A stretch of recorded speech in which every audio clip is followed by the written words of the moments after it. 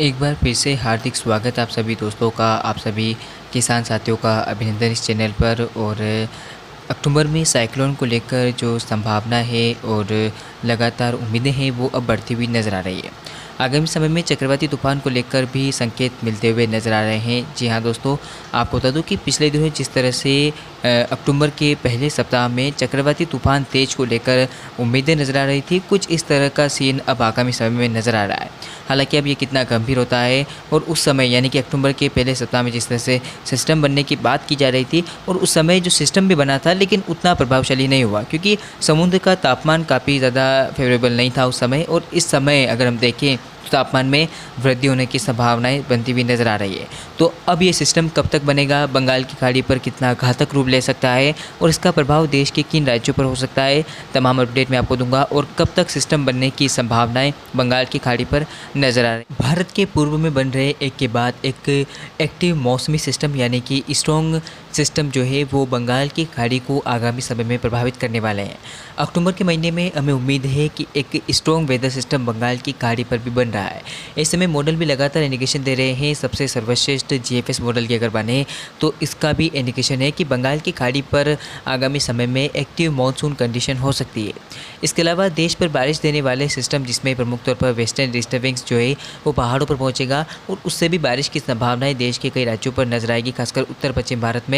और उत्तर भारत में आने वाले समय में सर्दी के बढ़ने की भी संभावना है। बंगाल की खाड़ी पर बनने वाले सिस्टम के ऊपर आप मॉडल में देख सकते हैं स्क्रीन के सामने कि किस तरह से सिस्टम बनेगा। और सिस्टम के बनने की संभावनाएं जो है वो 20 अक्टूबर से शुरू होती है।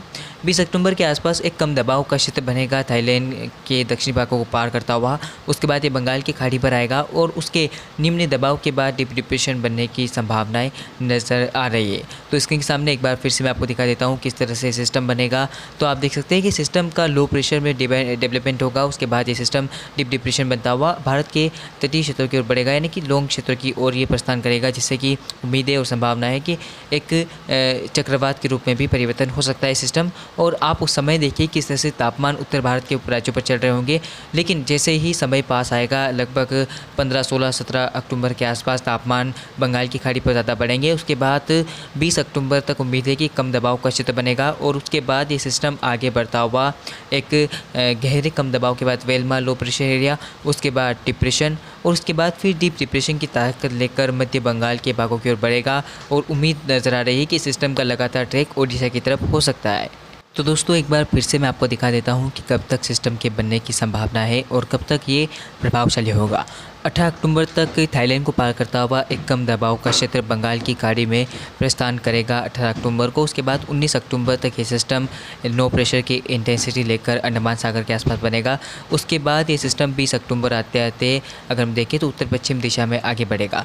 उसके बाद सिस्टम आगे बढ़ता हुआ उत्तर पश्चिम दिशा में 21 अक्टूबर के आसपास एक गहरे डिप्रेशन में तब्दील होगा। उसके बाद उम्मीदें नज़र आ रही है कि 22 अक्टूबर के आसपास ये सिस्टम डीप डिप्रेशन की ताकत लेकर आगे बढ़ सकता है। उसके बाद 23 अक्टूबर तक इस सिस्टम के साइक्लोन बनने की संभावनाएं भी नज़र आ रही है, यानी कि कोस्टल एरियाज़ के पास जाते जाते सिस्टम साइक्लोन बन सकता है। इसका ट्रैक जो है वो लगातार उड़ीसा से आंध्र प्रदेश के बीच में दिखाया जा रहा है। तो तमाम जानकारी के लिए आप लगातार चैनल के साथ बने रहे, मैं आगे आपको अपडेट दूंगा। और अभी तक आपने इस वीडियो को लाइक नहीं किया, चैनल को सब्सक्राइब नहीं किया तो कर लीजिए और बेल आइकन को ऑन कर दे, ताकि सबसे पहले पहुँचने वाले वीडियो आपके मोबाइल स्क्रीन पर ऑटोमेटिकली पहुँच जाए।